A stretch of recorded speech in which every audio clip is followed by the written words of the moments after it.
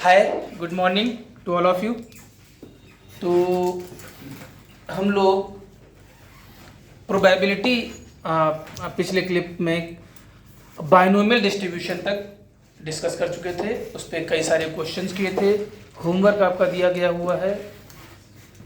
उसके बाद आज इस क्लिप में हम लोग पहला हेडिंग हम लोग बात करेंगे ज्योमेट्रिकल प्रोबेबिलिटी। तो ज्योमेट्रिकल प्रोबेबिलिटी से स्टार्ट करते हैं। तो ज्योमेट्रिकल प्रोबेबिलिटी हम कब यूज करेंगे? कई बार हम लोग जब क्लासिकल डेफिनेशन ऑफ प्रोबेबिलिटी पढ़े थे तो वहां पर हम लोग ने एक बात की थी कि सैंपल स्पेस में नंबर ऑफ एलिमेंट्स फाइनाइट होने चाहिए। क्या होना चाहिए? फाइनाइट। अगर नंबर ऑफ एलिमेंट्स इनफाइनाइट होता है तो फिर हम लोग अपनी क्लासिकल डेफिनेशन जो कि Na/Ns था, जिस बात की प्रोबेबिलिटी निकालना था, न्यूमरेटर में वो फेवरेबल रीजन Na और Ns अब यूज नहीं कर सकते, क्योंकि अगर सैंपल स्पेस में नंबर ऑफ एलिमेंट्स इनफाइनाइट होंगे तो जो हमारी इवेंट होगी उसमें भी इनफाइनाइट होंगे, तो infinity by infinity indeterminate form हो जाएगा, या अगर फाइनाइट भी हो गया तो फाइनाइट अपॉन इन्फिनिटी 0 हो जाएगा। तो इन सब की वजह से हम लोग को नए डिफिनीशन की जरूरत पड़ेगी, तो जिसे हम लोग ज्योमेट्रिकल प्रोबेबिलिटी कह रहे हैं। मतलब तब प्रोबेबिलिटी निकालने के लिए हमें ज्योमेट्री का इस्तेमाल करना पड़ेगा। हो सकता है हमें लेंथ का इस्तेमाल करना पड़े, क्योंकि लेंथ फाइनाइट नंबर ऑफ, अब जैसे 1 सेंटीमीटर है, 1 सेंटीमीटर अगर हम लेंथ वाइज बात करें तो फाइनाइट क्वांटिटी हो गई, और अगर हम ये कहें कि 1 सेंटीमीटर लेंथ में कितने पॉइंट होंगे तो इनफाइनाइटली मेनी पॉइंट हो जाएंगे। तो इस वजह से इस बात को हम लोग ज्योमेट्रिकल प्रोबेबिलिटी में ले जाते हैं। तो जरा ज्योमेट्रिकल की डेफिनेशन लिखिए फटाफट।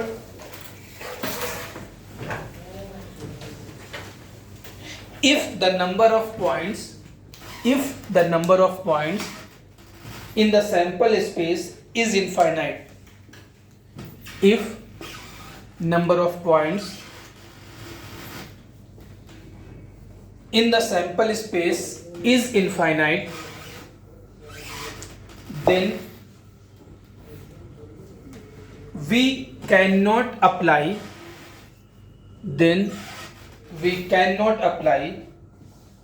the classical definition of probability. Then we cannot apply the classical definition of probability. Then we cannot apply the classical definition of probability. In this case, we define the probability as follows. In this case, we define the probability as follows. Probability P is equal to measurement को केवल major लिखा है, measure of the favorable region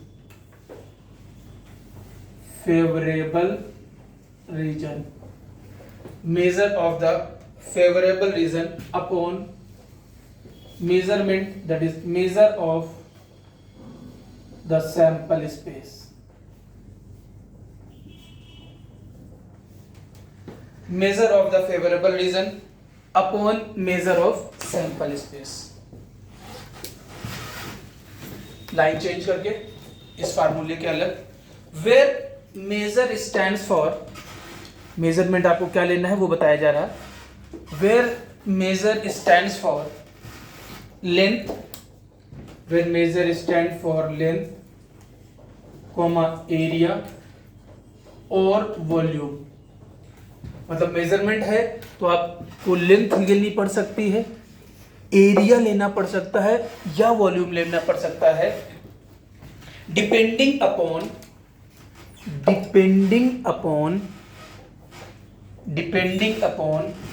whether sample space is one dimensional, two dimensional, three dimensional,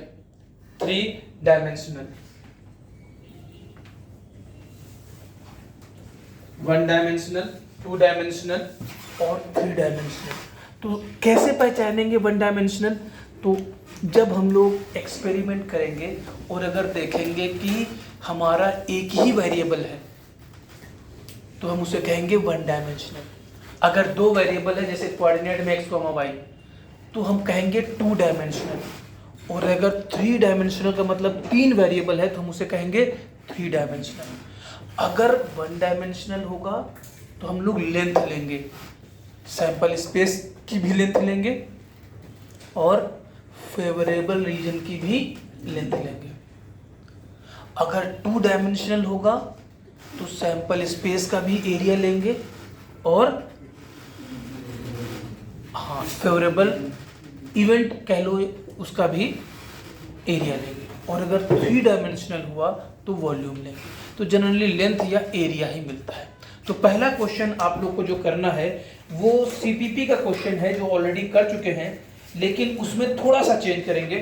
question number 7 का second part, पूरा question same रहेगा, केवल जहां पर कैपिटल इन नेचुरल नंबर लिखा है वहां पर रियल नंबर कर दीजिए, क्योंकि नेचुरल नंबर जब तक रहेगा तब तक फाइनाइट रहेगा। और जैसा ही तो 7 क्वेश्चन नंबर 7 का सेकेंड पार्ट। तो चलिए, तो क्वेश्चन है आपका let capital X is equal to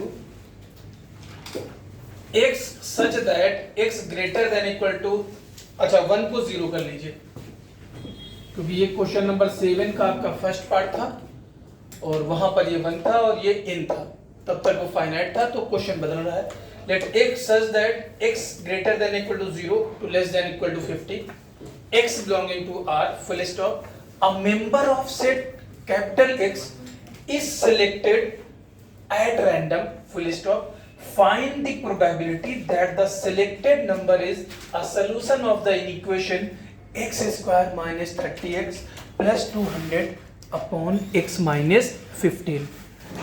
Write the question, then stop the video, try to solve this question in your copy, take maximum 4 minutes.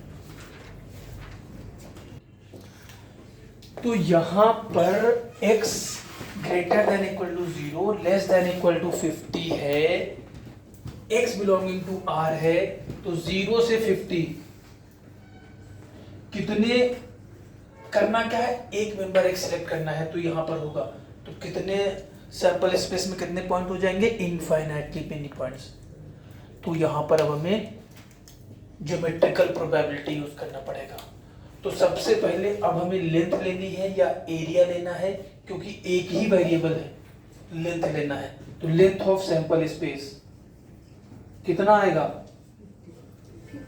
0 से लेकर के 50 तक, कितना मीटर सेंटीमीटर जो भी यूनिट देना चाहो, कितना आएगा 50 आएगा। कितना आएगा 50, 0 से 50 तक लेंथ आपकी 50 होगी, है ना। इंटीजर काउंट नहीं कर रहे हैं, लेंथ काउंट कर रहे हैं, तो 50 आएगी। अब जब हम लोग का इवेंट क्या है, हम लोग की इवेंट है इस इनइक्वालिटी को सेटिस्फाई करना। इस इनइक्वालिटी को सेटिस्फाई करने का मतलब x minus 10 into x minus 20 upon x minus 50 less than 0। तो 0 वहां था, ये आपका 10 हुआ, ये आपका 15 हुआ, ये आपका 20 हुआ। साइन स्कीम लिखोगे तो प्लस माइनस प्लस माइनस। अब आपको लेंथ ऑफ फेवरेबल रीजन,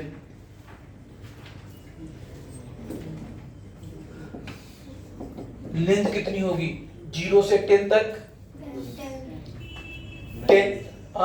0 से 10 तक, 0 से 10 तक जो लेंथ, और 15 से 20 तक लेंथ कितनी होगी,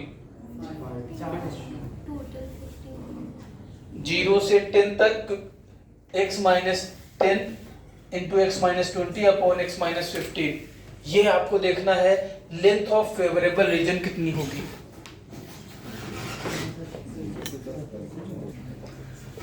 तो length of favourable region is 15 unit, तो प्रोबेबिलिटी आपका हो जाएगा 15/50, that is 3/10। Next question, next question है आपका, find the probability that a point selected at random in a circle of radius r is nearer to the center than the circumference.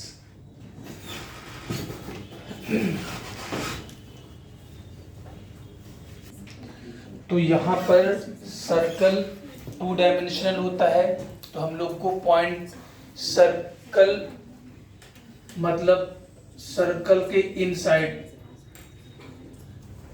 इस पूरे circle circumference पे नहीं, circle के inside सारे point select करने हैं। तो कितने इनफाइनाइटली मेनी पॉइंट हो जाएंगे, तो इसलिए area of sample space, area of sample space, area कितना हो जाएगा पाई आर स्क्वायर। अब हमें कैसा पॉइंट चाहिए जो सर्कमफेरेंस के ज्यादा पास तो नहीं, नियरर टू द सेंटर हो। तो अब अगर ये सेंटर है हमारा और ये सर्कमफेरेंस है, तो सबसे पहले हम लोग अगर इसकी रेडियस को आधा कर दें और सर्कल बनाएं, अब इस सर्कल पे जितने पॉइंट होंगे उनकी डिस्टेंस, ये जो डॉट डॉट सर्कल बना, इस सर्कल पर जितने पॉइंट होंगे उसकी डिस्टेंस सर्कमफेरेंस से और सेंटर से बराबर होगी। लेकिन हमको क्या चाहिए, सेंटर के नियर, मतलब इसके inside of the circle. Favourable region कब रहेगा, फेवरेबल रीजन कब रहेगा, ऐसा पॉइंट जो डॉट डॉट सर्कल के अंदर हो, यहां पर हो, यहां पर हो। तो इस पॉइंट से सेंटर की डिस्टेंस कम हो जाएगी और इस पॉइंट से सर्कमफेरेंस की डिस्टेंस ज्यादा हो जाएगी। तो एरिया ऑफ फेवरेबल रीजन हो जाएगा पाई r/2 होल स्क्वायर। तो प्रोबेबिलिटी आपकी हो जाएगी पाई r square by 4 upon pi r square, that is 1/4, that is 1/4।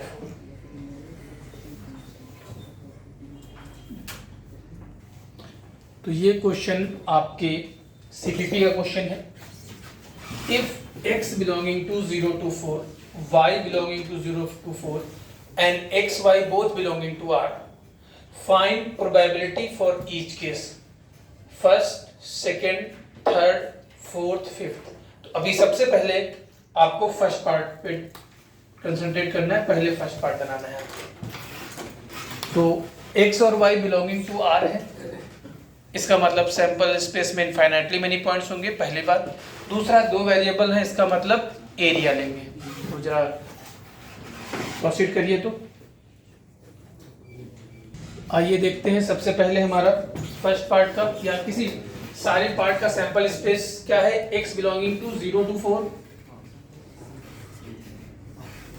x belonging to 0 to 4, 0 से 4 तक सारी वैल्यूज, 0 to 4 तक सारी values, y belonging to 0 to 4 तक सारी वैल्यूज। तो ये आपका एक स्क्वायर बन रहा है, OPQR, एक स्क्वायर।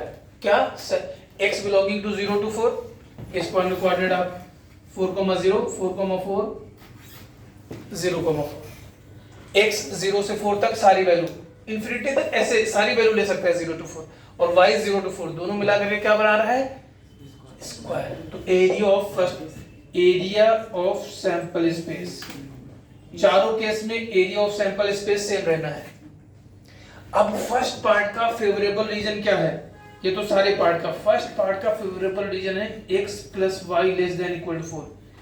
इनइक्वालिटी का ग्राफ कैसे बनाते हैं, इनइक्वालिटी ग्राफ हम इक्वालिटी का बनाते हैं, x plus y equal to 4, x plus y equal to 4 का ग्राफ क्या होगा, straight line. x plus y equal to 4 ये स्ट्रेट लाइन होगी, आगे भी जाएगी इधर भी जाएगी, लेकिन हम ले ही नहीं जाएंगे क्योंकि हमको हमारे को सैंपल स्पेस तक ही रखना है। अब ये लेस देन इक्वल टू 4 है, इनइक्वालिटी का ग्राफ या तो इधर का रीजन होगा या इधर का। तो अब हमने इसमें 0,0 पुट किया, 0,0 0,0 सेटिस्फाई कर रहा है, इसका मतलब फेवरेबल रीजन हमारा ये पार्ट हो जाएगा। फेवरेबल रीजन ये हो जाएगा। तो फेवरेबल रीजन क्या हो जाएगा? ऑल पॉइंट्स इनसाइड और on the triangle OPR। Area of favourable region क्या हो जाएगा? एरिया ऑफ फेवरेबल रीजन कितना हो जाएगा? 1/2 4 into 4 that is 8। तो फर्स्ट पार्ट की प्रोबेबिलिटी 1/2। सिमिलरली सेकंड पार्ट में क्या है?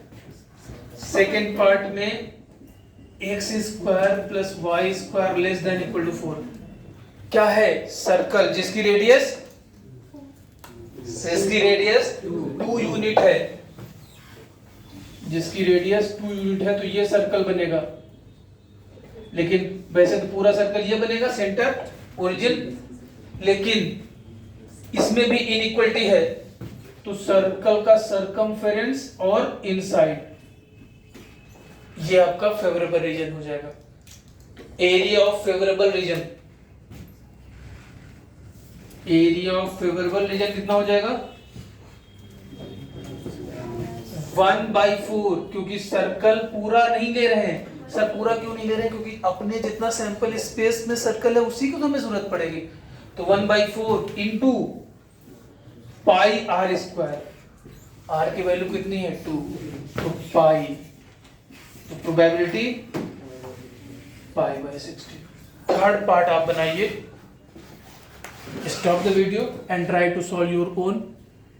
पहले पार्ट में स्ट्रेट लाइन से हमारा पूरा फेवरेबल रीजन ट्रायंगल बना, सेकंड में सर्कल का, और थर्ड आप लोग फटाफट पैराबोला दिख रहा है, फटाफट करिए फिर आगे बढ़ते हैं। अब थर्ड पार्ट में अपना जो इवेंट है वो है y² less than equal to x। तो फिर ग्राफ किसका पहले बनाएंगे? इक्वलिटी का y² equal to x। y² equal to x horizontal parabola, y² equal to x horizontal parabola. एक वर्टेक्स क्या है? 0,0। तो और कैसे ग्राफ जाएगा? तो कुछ ग्राफ ऐसा जाएगा, x इक्वल टू 4 पे y की वैल्यू 2, यूं पैराबोला sx। पूरा पैराबोला तो ऐसे बनेगा, हॉरिजेंटल पैराबोला है, और ऐसे आगे भी जाएगा, लेकिन हम लोग को अपने सैंपल स्पेस तक ही ग्राफ बनाना है, पहली बात। दूसरी बात, हम लोग को इक्वलिटी का नहीं, सही मायने में इसका ग्राफ ड्रॉ करना है। तो कैसे करेंगे? अब यहां का कोई पॉइंट पकड़ लिए, यहां का पॉइंट 1,0 इसमें पुट किए, 0 लेस देन इक्वल टू 1, तो 1,0 सेटिस्फाई कर रहा है। इसका मतलब ये वाला हमारा ये सारा फेवरेबल रीजन होगा, ये सारा फेवरेबल रीजन होगा।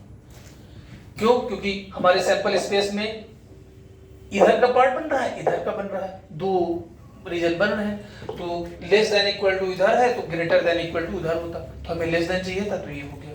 अब लेकिन हमें इसका एरिया निकालना है।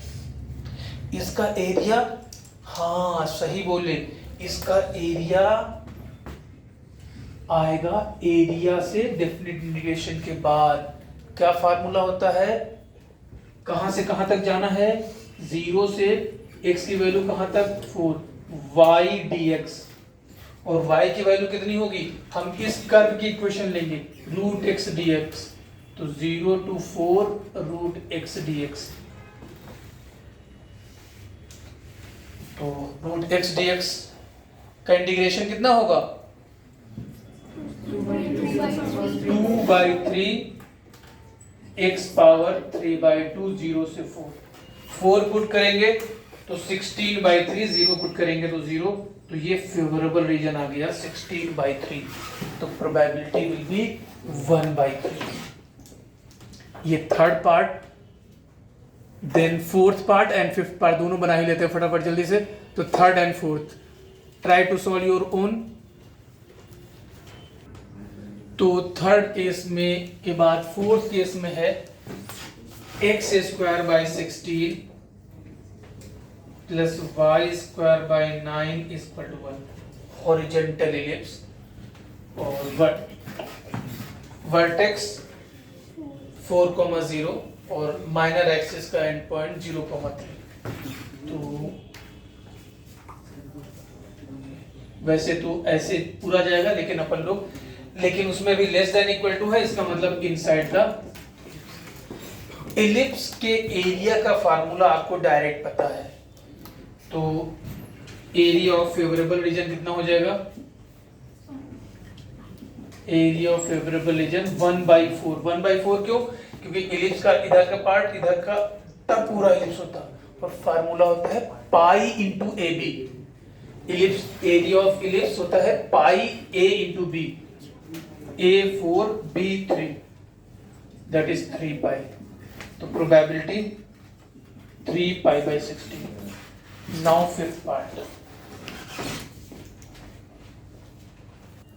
लास्ट पार्ट का फेवरेबल रीजन है आपका मॉड x माइनस वाई। तो इक्वलिटी पहले लेते हैं, mod x minus y equal to 2।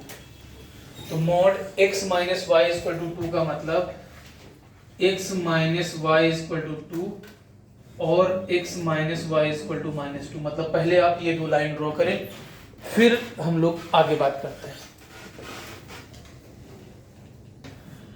तो जैसा कि हम लोग ने इस इक्वलिटी का ग्राफ देखा, तो इस इक्वलिटी ये x minus y equal to 2 का ये ग्राफ होगा, ऐसे भी जाता है ऐसे भी, लेकिन अपन लोग केवल सैंपल स्पेस तक ही रखना चाहेंगे, x minus y equal to minus. लेकिन हम लोग को इनइक्वलिटी का ड्रॉ करना है, तो या तो ये रीजन होगा या ये रीजन होगा या ये रीजन होगा।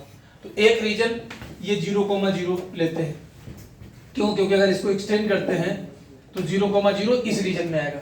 अगर 0,0 सेटिस्फाई कर गया तो ये रीजन, और 0,0 सेटिस्फाई नहीं किया तो ये और ये रीजन। 0,0 आसान है, तो 0,0 पुट किए तो 0 minus 0 0, 0 less than equal to 2, तो 0 2 से छोटा नहीं होता है, होता है। इसका मतलब जो फेवरेबल रीजन होगा वो ये होगा। इस पॉइंट का कोऑर्डिनेट क्या होगा आपका? 2,0। इस पॉइंट का कोऑर्डिनेट क्या होगा? 4,2। इस पॉइंट का कोऑर्डिनेट 2,4। इस पॉइंट का कोऑर्डिनेट 0,2। तो area of favourable region, that is green part का area.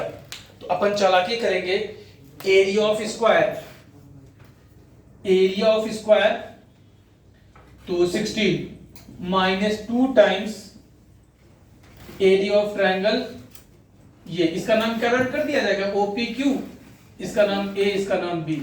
Area of triangle APB। भाई सिमेट्री ये और ये सेम होगा, डायग्राम भी देख लीजिए।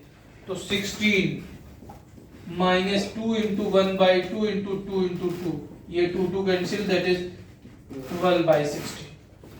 तो नहीं, ये 12 प्रोबेबिलिटी बोल दी है 12/16, तो probability will be 3/4। Next question, next question है ये CPP का क्वेश्चन है आपका, क्वेश्चन नंबर 25। क्या है question? 2 persons A and B agree to meet at a place between 11 to 12 noon.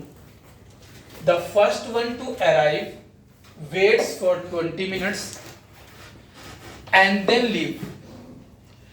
If the time of their arrival be independent and at random, what is the probability that A and B meet? To write the question, stop the video and think and try to solve. Take maximum 4 minutes. चलिए देखते हैं।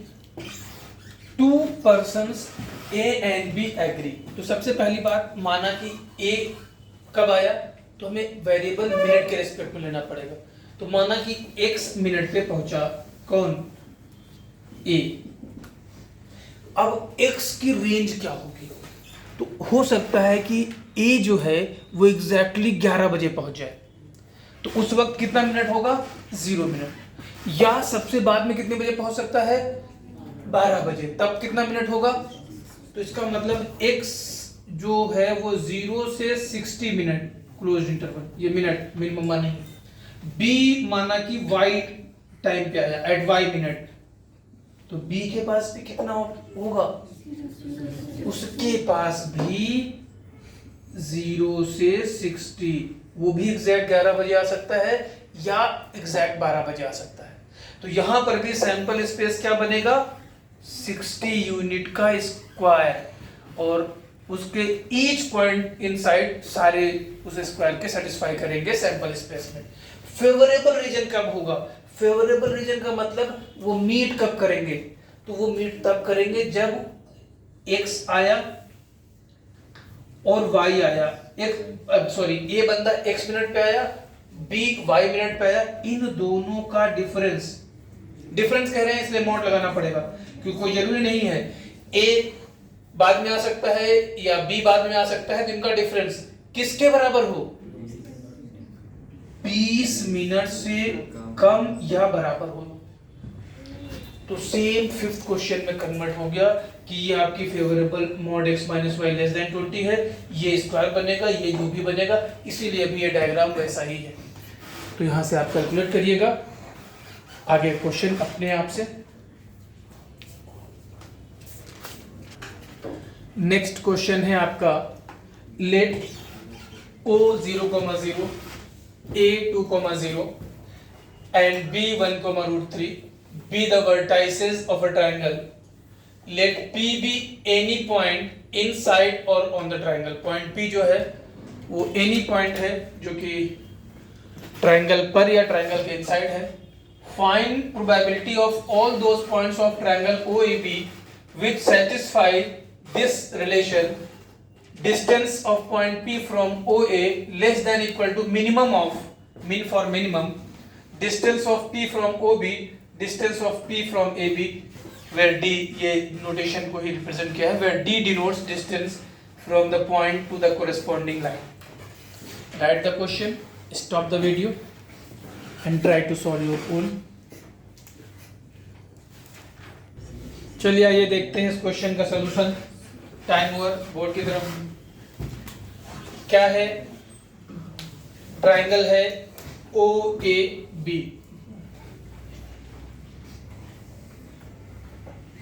ये real axis, ये imaginary axis, O है आपका 0,0, A है आपका 2,0 और B है आपका 1,√3। तो ये B है 1,√3। तो जो ट्रायंगल आपका बन रहा है, ट्रायंगल कैसा है, ट्रायंगल इक्विलैटरल ट्रायंगल है। खैर ना भी होता तो कोई दिक्कत नहीं, क्यों, OA की लेंथ 2 यूनिट, OB की लेंथ 2 यूनिट, AB की लेंथ 2 यूनिट, इक्विलैटरल है तो भी अच्छी बात है, नहीं होता तो भी, तो देखते हैं, हो सकता है इक्विलैटरल का आगे। तो जो हमारा फेवर सैंपल स्पेस है, तो area of sample space, area of equilateral triangle √3/4 A², तो √3 यूनिट। अब मेन टारगेट है कि हमारा जो फेवरेबल इवेंट है हमारी, दैट इज फेवरेबल रीजन, उस पे ये सेटिस्फाई हो रहा है। Distance of P, point P जो है उसकी OA से distance less than equal to है, तो हम आपसे हमेशा कहते हैं कि इनइक्वलिटी से पहले अपन इक्वलिटी बात करते हैं, क्योंकि इनइक्वलिटी एक इंटरवल मतलब एक आपका रीजन रिप्रेजेंट करता है और इक्वलिटी उसकी बाउंड्री रिप्रेजेंट करती है। तो पहले बाउंड्री पता करें, is equal to minimum distance of POB comma distance of PAB। अब जब इस तरीके से मिनिमम लिखा होता है, मिनिमम 2,5, तो दोनों में जो छोटा होता है वो सिलेक्ट होता है, तो मिनिमम 2,5 2 होता है। लेकिन यहां तो ये दोनों पता नहीं, तो यहां हमें केस लेना पड़ेगा। तो पहला केस अगर हम ये कहें कि भाई जो डिस्टेंस ऑफ POB है वो छोटी है डिस्टेंस ऑफ PAB से, मतलब पॉइंट P की डिस्टेंस OB से और पॉइंट P की डिस्टेंस AB से ज्यादा है। तो इसका मतलब ये नंबर बड़ा हो जाएगा, ये नंबर छोटा हो जाएगा, तो दोनों में कौन सिलेक्ट हो जाएगा, जो छोटा होता है, मिनिमम है तो जो छोटा सिलेक्ट हो जाएगा। तो distance of point P from OA is equal to, minimum हट गया, distance of P from OB। तो अभी तो हमारा टारगेट तो लेस देन इक्वल टू निकालना है, लेकिन हम पहले क्या कर रहे हैं, इक्वलिटी। तो अब आप में से कोई याद करके बताओ कि ये डेफिनेशन कहीं पड़ी है कि किसी पॉइंट की साइड OA से डिस्टेंस, किसी पॉइंट की साइड OB से डिस्टेंस, वो पॉइंट कहां लाई करेगा, पॉइंट P की OA से डिस्टेंस, इस साइड से डिस्टेंस, और पॉइंट P की OB से डिस्टेंस, किसी पॉइंट की दो साइड से डिस्टेंस अगर इक्वल है तो वो एंगल बाइसेक्टर पे लाई करता है। लेकिन इक्विलेटर में हो जाएगा, इक्विलेटर ट्रायंगल में हम कुछ भी कह सकते हैं, लेकिन जनरली हम एंगल बाइसेक्टर कहेंगे। तो अभी फिलहाल इक्विलेटर ट्रायंगल होने की वजह से ये जो एंगल बाइसेक्टर होगा वही एल्टीट्यूड होगा, वही मीडियन होगी, तो ये आपका एंगल बाइसेक्टर किसका, जिस डिस्टेंस से डिस्टेंस इक्वल है उससे जो एंगल बन रहा होगा, इससे। लेकिन हमको चाहिए क्या, पॉइंट ओरिजिनल में हमको ये चाहिए, देखो ना, मतलब पॉइंट P की OB से डिस्टेंस ज्यादा हो, तो पॉइंट P अगर यहां हुआ तो यहां से OB की डिस्टेंस लेंगे और यहां से OA की डिस्टेंस लेंगे, तो किसकी डिस्टेंस ज्यादा हो जाएगी, OA की। तो इस तरफ नहीं लाई करेगा, इस तरफ नहीं लाई करेगा। क्यों, क्योंकि ये जो लाइन जा रही है या तो एक रीजन इधर बना रही, एक रीजन इधर बना रही, हमें ट्रायंगल के अंदर ही चाहिए। तो इस तरफ का, इधर का तो डायग्राम देख लिए कि पॉइंट P बनाए, इस इनइक्वालिटी को सेटिस्फाई नहीं कर रही। क्यों, क्योंकि इसकी डिस्टेंस कम होनी चाहिए, इसकी डिस्टेंस ज्यादा होनी चाहिए, तो इस रीजन में बाहर जाना नहीं। सेकेंड केस, ये तो पहला केस था। दूसरा केस अगर हम ले ले, distance of point P from OB is greater than distance from PAB, तो फिर क्या हो जाएगा, distance of point P from OA is equal to हो जाएगा distance of P from AB। तो फिर से ये किसका क्या रिप्रेजेंट करेगा, एंगल बाइसेक्टर किसका, OA और AB से जो एंगल बनेगा, तो OA और AB से जो एंगल बनेगा इसका एंगल बाइसेक्टर ये। और चूंकि फिर कह रहे हैं क्योंकि इक्विलेटरल ट्रायंगल है तो बात, तो इसको कुछ और नाम भी दे सकते हो। अब यहां पर भी, लेकिन ये इक्वलिटी है नहीं, ये तो अपनी डेफिनेशन के लिए समझे थे, रियलिटी में ये है। तो पॉइंट की AB से डिस्टेंस ज्यादा हो, तो अगर इधर लेंगे तो AB से डिस्टेंस कम होगा, इधर लेंगे तो AB से डिस्टेंस, मतलब ये वाला। तो हमको दोनों शर्त फुलफिल होनी चाहिए। तो दोनों शर्त जब फुलफिल होंगी तो हमारा, अगर इसका नाम OABP तो वो दिया हुआ है, अगर इसका नाम C कर दे तो फेवरेबल रीजन हो जाएगा। फेवरेबल रीजन क्या होगा, all the points on the triangle OAC और इनसाइड द ट्राइंगल OAC। तो फेवरेबल रीजन हमारा, favourable region all the points inside और on the triangle OAC, on the triangle OAC। तो अब OAC, C क्या है, C आपका इन सेंटर है, क्यों, एंगल बाइसेक्टर, लेकिन यही मीडियन भी कहलाएंगे, क्यों, इक्विलेटरल है। इन सेंटर को ही सेंट्रॉइड भी कहते हैं। तो C का कोऑर्डिनेट अपन लोग तड़ से निकाल देंगे। C का कोऑर्डिनेट क्या हो जाएगा, C का कोऑर्डिनेट हो जाएगा x1 plus x2 plus x3 by 3, तो 1,1/√3। तो area of triangle, area of favourable region, area of favourable region 1/2 base, क्योंकि अब ये ट्राइंगल आइसोसेलेस ट्राइंगल होगा, तो 1/2 बेस, बेस कितना है 2 यूनिट, और हाइट कितनी है 1/√3। तो ये आपका फेवरेबल रीजन का एरिया 1/√3। तो प्रोबेबिलिटी कितनी हो जाएगी, प्रोबेबिलिटी 1/√3 अपॉन √3 दैट इज 1/3। तो probability of the point P will be 1/3। और इस तरह क्वेश्चन एडवांस में मिलने के चांसेस फुल हैं, क्योंकि अगर इस डेफिनेशन को हटा दिया जाए, अगर ये मैथमेटिकल डेफिनेशन ना होती, अगर लैंग्वेज वाइज डेफिनेशन होती तो ये 10th स्टैंडर्ड क्वेश्चन हो जाता। ट्रायंगल का एरिया निकालना जानते हो, ये आपका अगर कह देता कि एंगल बाइसेक्टर से जो ट्रायंगल बन रहा है उसमें पॉइंट लाई कर रहा है, तो ये 10th स्टैंडर्ड क्वेश्चन हो जाता, लेकिन वो आपको मैथमेटिकल लैंग्वेज में लेके चला गया। ऑब्वियस है, अच्छा क्वेश्चन है, कैलकुलेशन कम है, और इस तरह क्वेश्चन आपको एडवांस में बड़ा प्यारा, आप पढ़ के ही छोड़ने वाला क्वेश्चन आप लोग के हिसाब से, जबकि बहुत आसान कैलकुलेशन।